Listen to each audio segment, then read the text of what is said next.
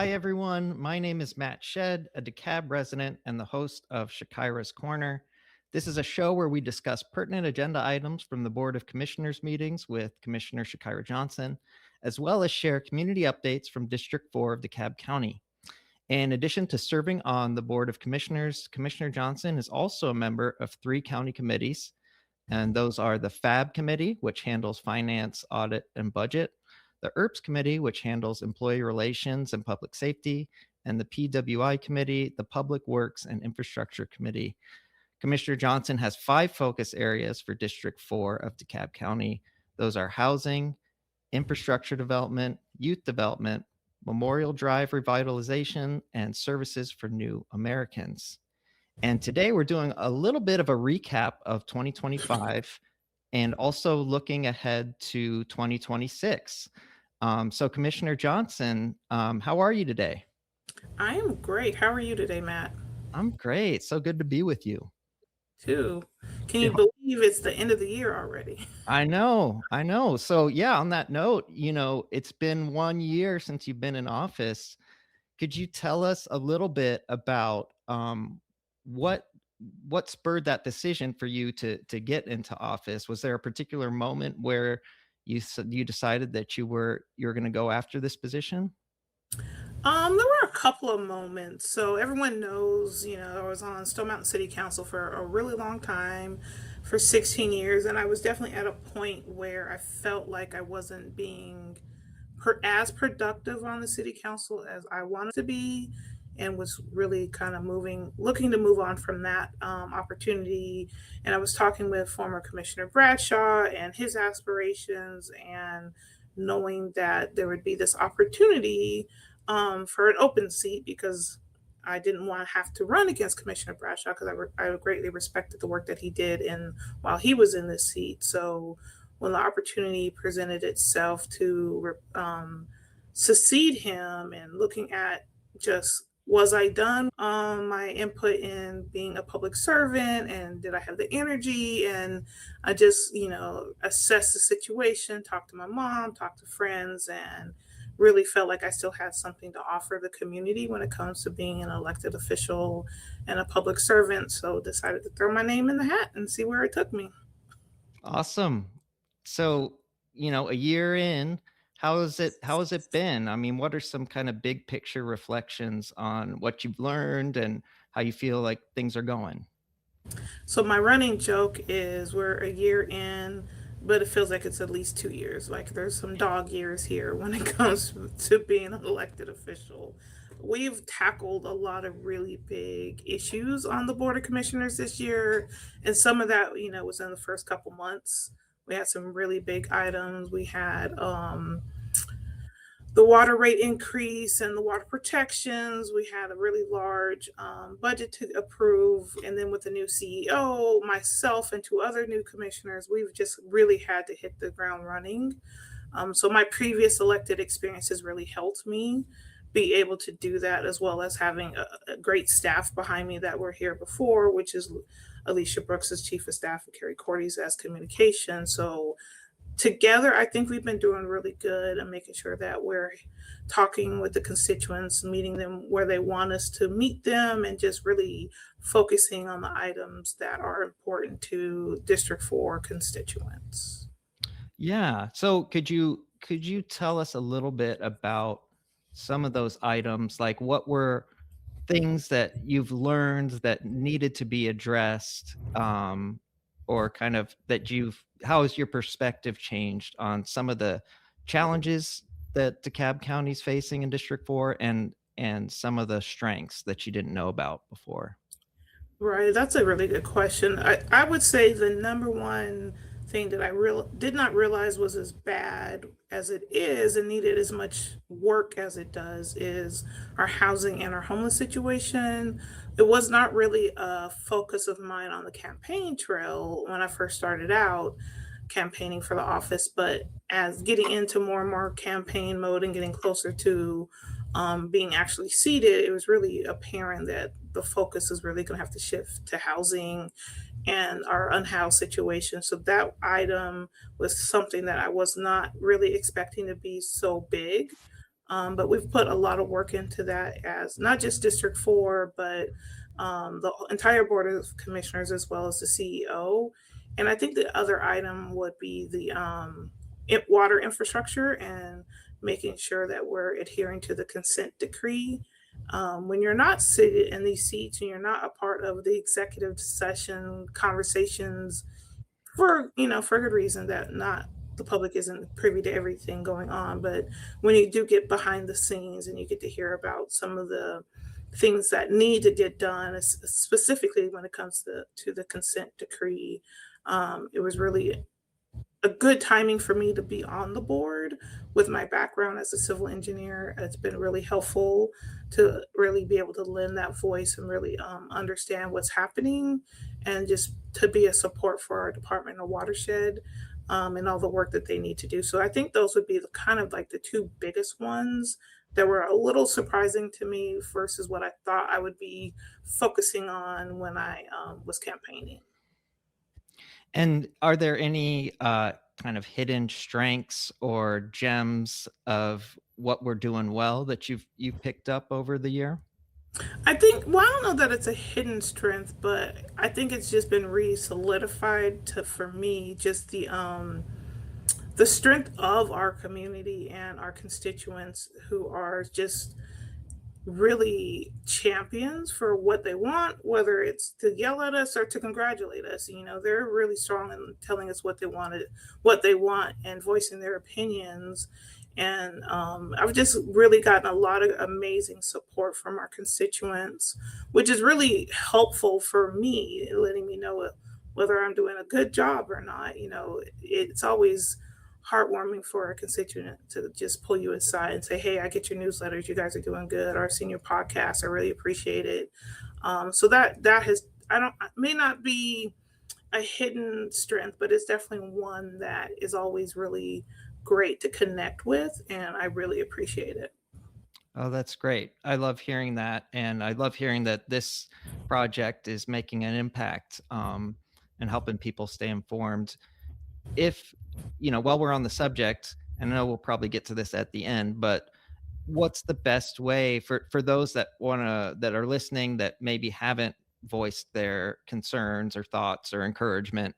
What are the best ways to get a hold of you? So really the best way is to email me at Shakira at DeKalbCountyGA.gov. That comes directly to me. We get a lot of emails, but we do try to get to answer all of them at some point. It's not always immediate because we do get a lot of emails. But also on our website, CommissionerChakiraJohnson.com, there's a information page where you can enter a comment. We do directly get those comments as well. But we also get communications through social media. Facebook would be my Facebook and Instagram handle is at Commissioner Chakira Johnson. And then we're also on Blue Sky or X as Commissioner CJJ. So we do try and manage all the channels and connect as much as we can on all the channels. But I would say the biggest ones that we're getting in is the website and direct email. Oh, that's great. Yeah, Mhm. because I know it's always helpful when I'm hearing something like this, like, okay, what's the tangible thing I can do? And yeah, that's great to hear how many channels are available. And it sounds like email, website, those are the best ways. Um, and you touched on a couple of your focus areas, housing and infrastructure development. We'll probably swing around to the other three at some point if we have time. But I just wanted to highlight that those are two of the areas that you said needed more work than you realized, and yeah, where you've really thrown your energy behind this year. And I, Um, I think when we were coming up with our kind of our work plan for District 4, where we came up with the five focus areas, we did that exercise, I think in late February, March. So we were already kind of seeing what was hitting us and what was before the BOC. So that kind of helped us decide what are we going to focus on this year and how are we going to move forward. So it was really out of conversations from the community and actions taken by the board or items coming before the board that really helped us shape our focus areas. Yeah, that makes sense. Well, good. Um, so looking a little bit ahead here, to 2026, you currently have planned. Well, can you just tell us a little bit about Resources Day on April 18th, uh, Yes. and what that's going to entail? So we're still working out all the details, but this came out of a conversation we were having with some community members at a local mosque, and conversation was kind of going around how to better connect the community with the resources that the county has to offer. So I had the idea, well, let's bring the resources to the community. Let's have a resource day. So, in conjunction with our typical quarterly breakfast in April, we're planning to have a large resource day. We're hoping to have it, we should be able to have it at Piedmont Technical College, where it'll kind of be like a career fair kind of setup where we'll have as many departments and partners as we can participate. We're early into the stages of planning, but trying to make sure we have like business development people there to help with small businesses, maybe get planning and permitting to be there as well. Have our fire, have our police, just have as many different resources throughout the county as we can. The Chamber of Commerce is a good partner with us to cite DeKalb, Discover DeKalb.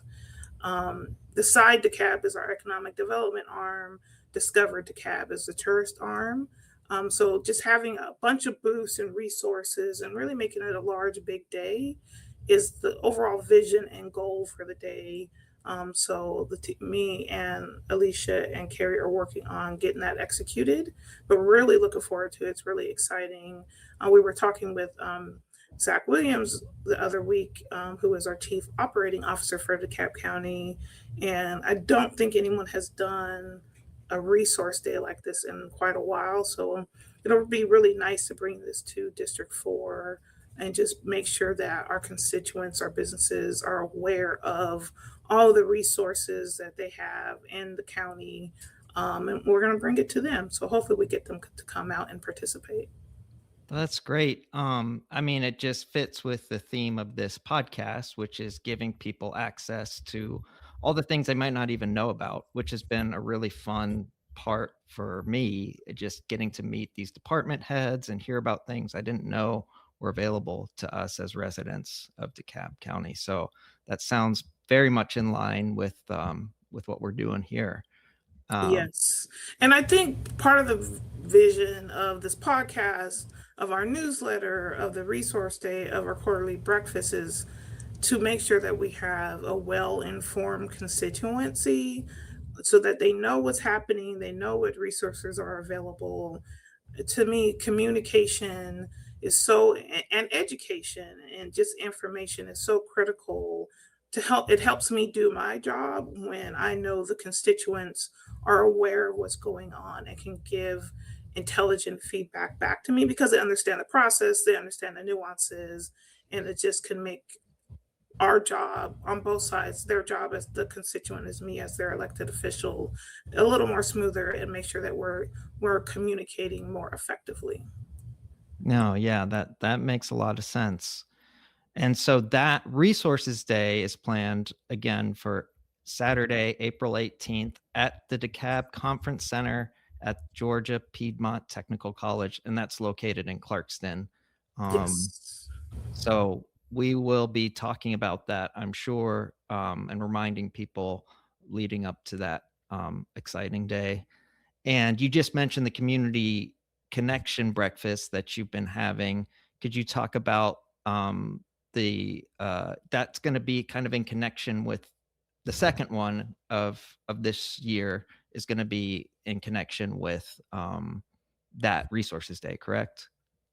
Correct. So we decided not to create a separate day. We're just kind of expand our typical community connections breakfast, and expand it to a longer event and include the resource day. Oh, that makes sense. So can you just kind of reflect on those community connection breakfasts? How many have you had so far, and what have those experiences been like, and what, why should people come out for them? Yeah. So in 2025, we had three. We did not get one, a few weeks into getting elected in January. We felt it was a little soon to get one off the ground. So we did get three in this year, but we will have four in 2026. They've been really, really good. We get a lot of people coming out, but we also get people from other districts who come because we're really the only commission district office who are doing a regular community input session. Some of my counterparts will do town halls when they have a hot button item is coming up, they'll do a town hall, but our constituents know once a quarter they can come, they can hear from me, they can get a breakfast, they can hear from department heads, they can ask questions.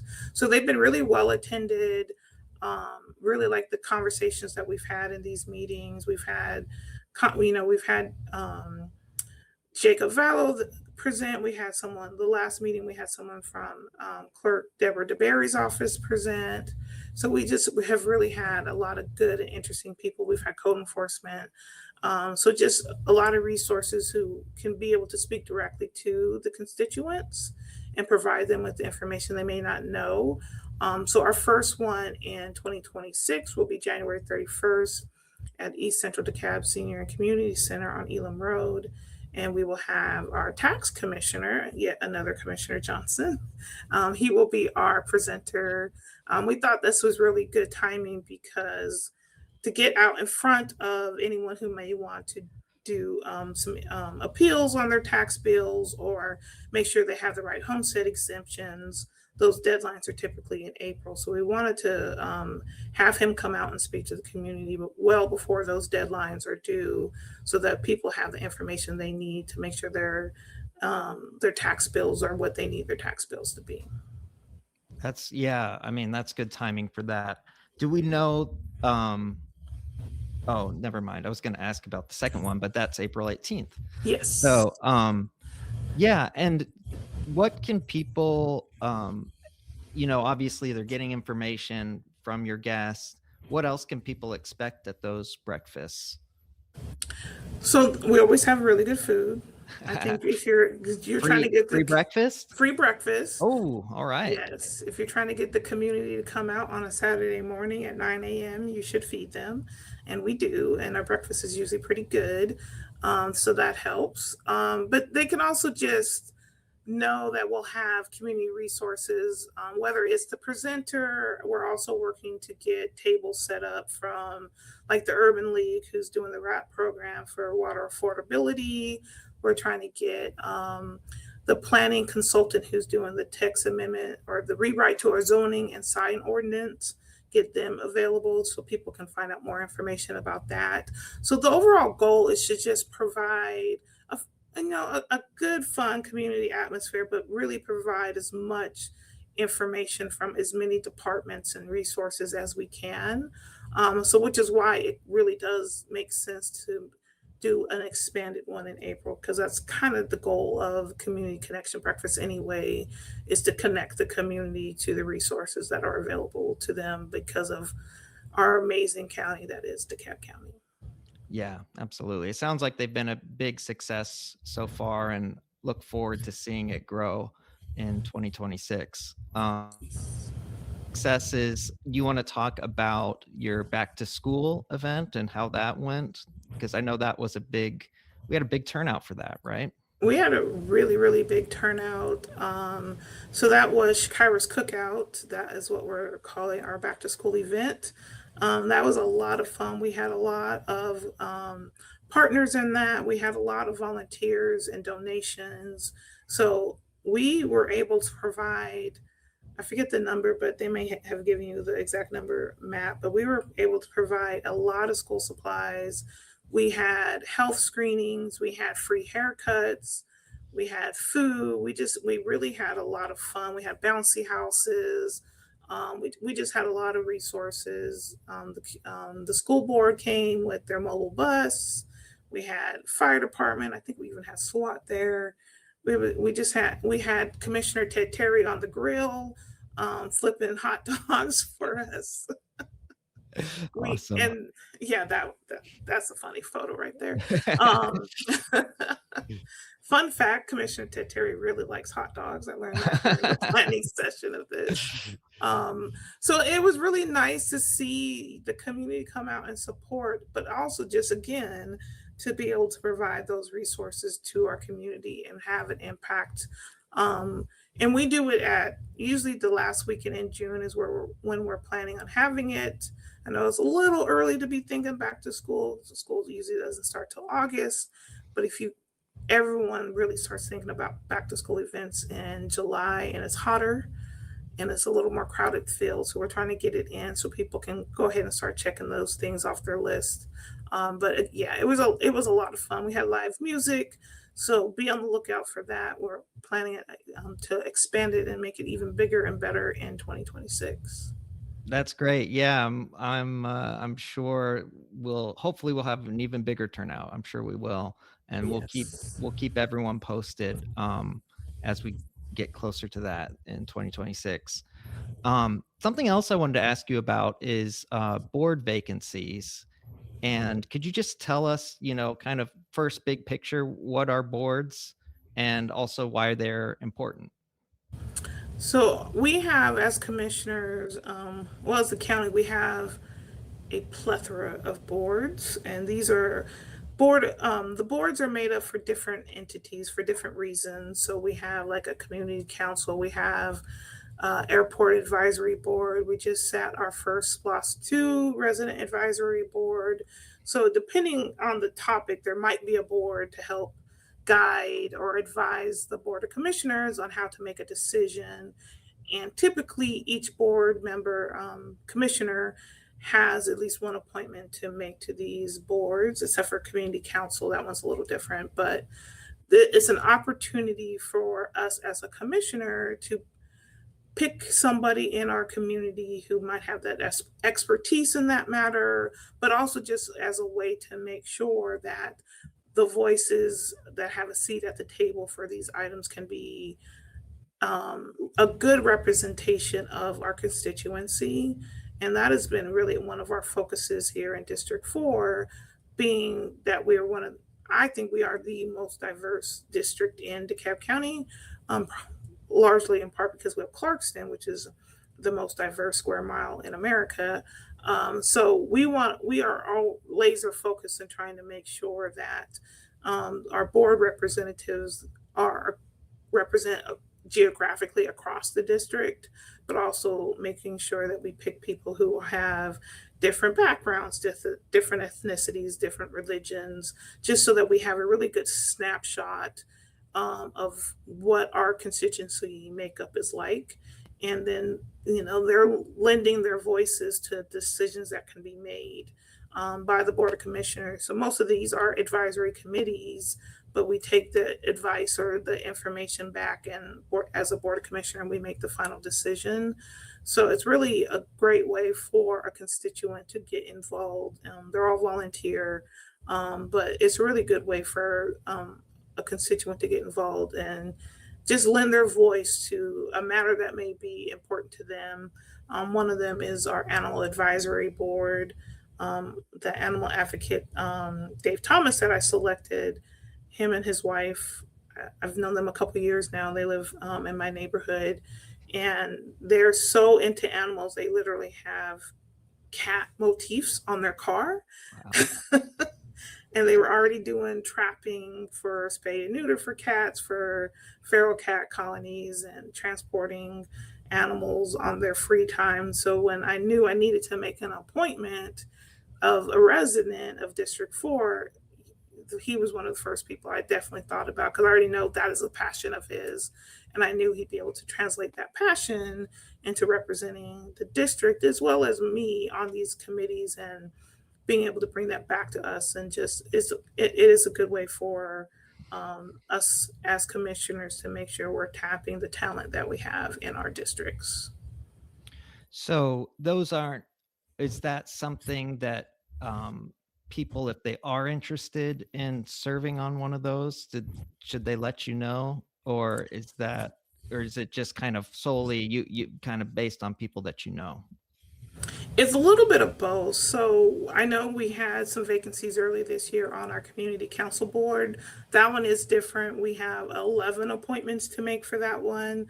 So we did put a call out there to get interested parties.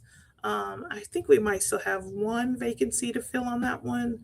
Um, but so that one we definitely put a call out there. Like the animal advisory one, since I happen to know someone who was already plugged into that community, we did not put a call out.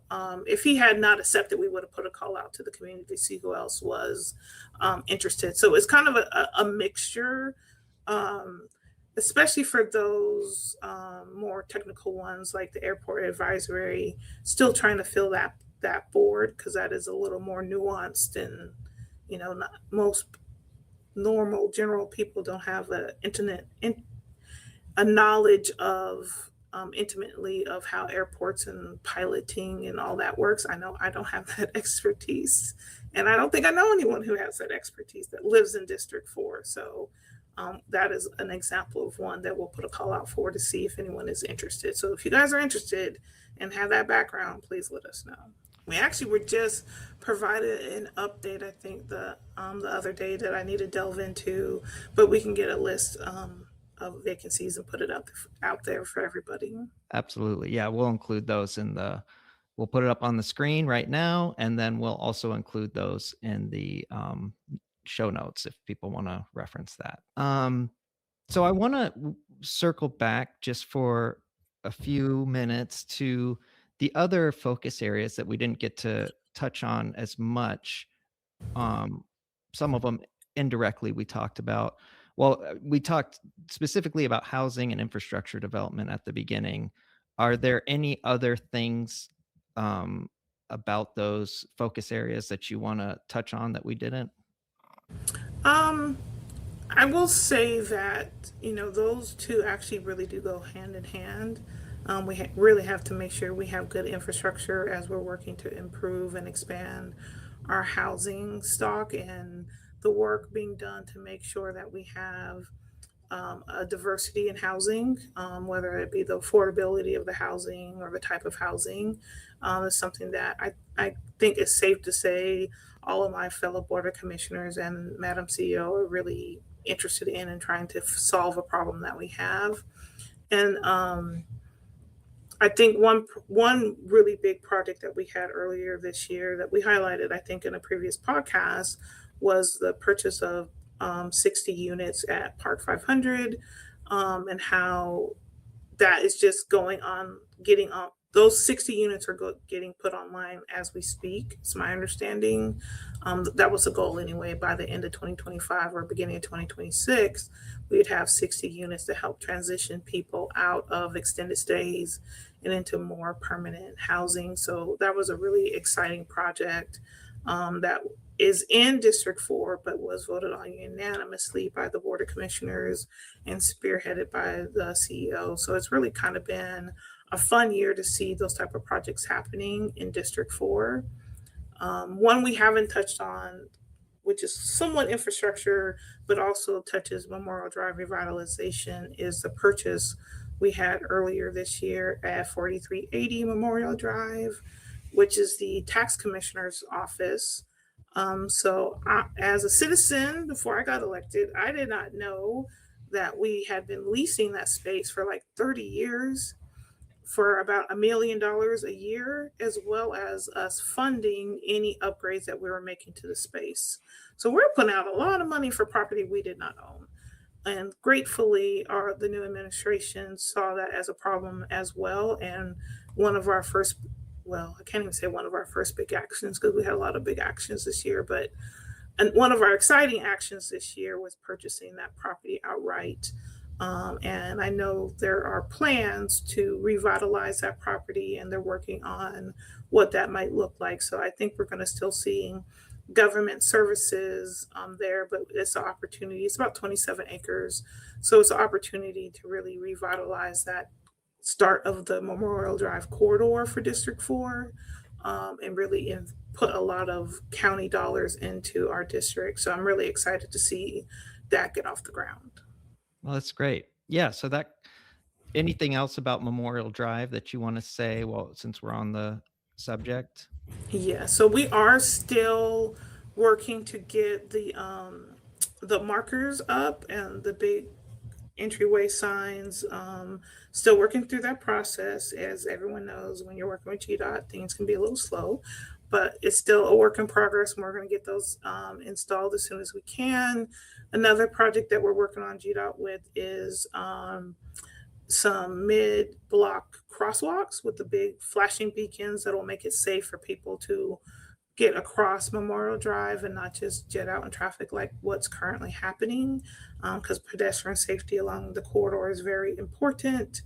And then something that I want to see happen and trying to connect with MARTA, and we have a transportation plan update coming in the next year. I would love to see bus rapid transit come to Memorial Drive as a transportation option, which would just really improve transit along the corridor. So we're working behind the scenes to try and accomplish that as well.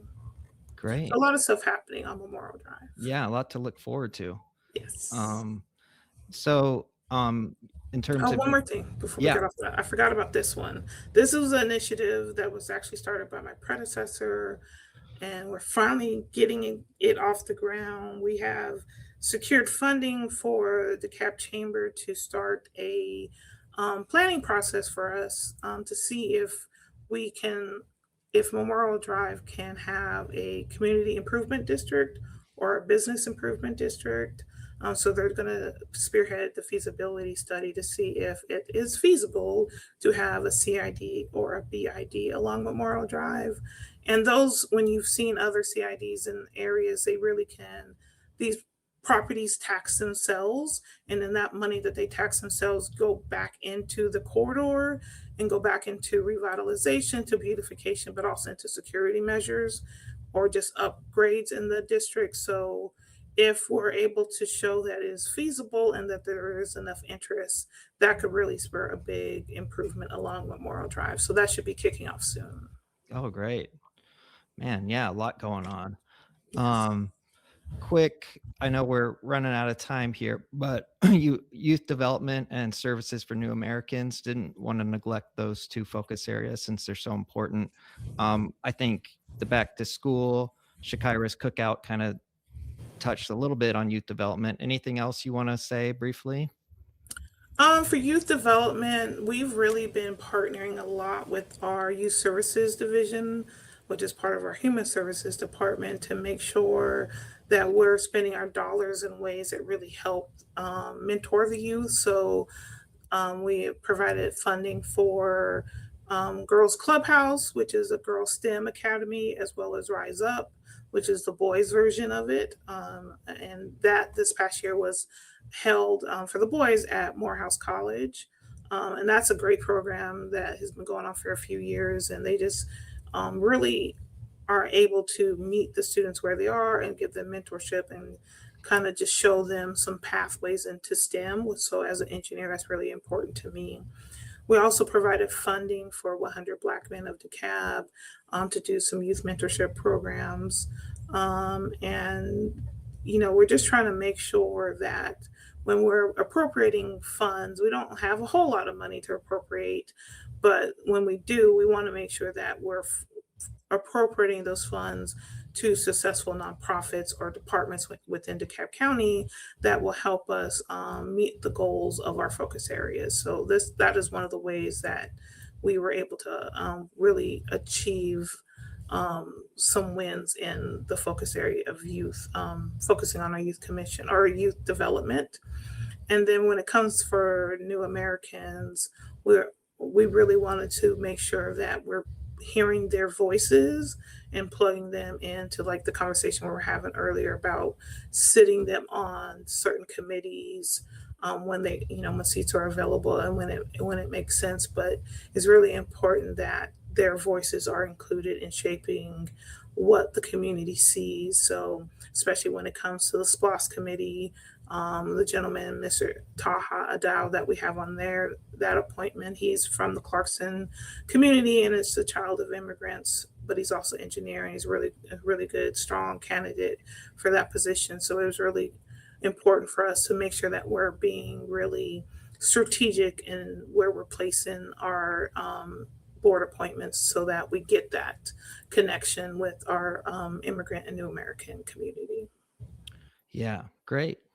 Well, yeah, that covers all five. Would you just in one or two sentences, what would you be the 10,000-foot view of 2025 and looking forward to 2026? So I will say too that this past Saturday was Madam CEO hosted the Spirit of DeKalb Awards, and they had two moments where they honored two of our fallen first responders.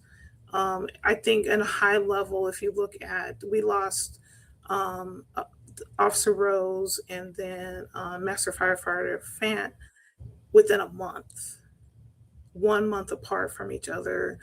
It kind of just highlights how fast things move here in DeKalb County, how much has been going on. Because, that was just August and September.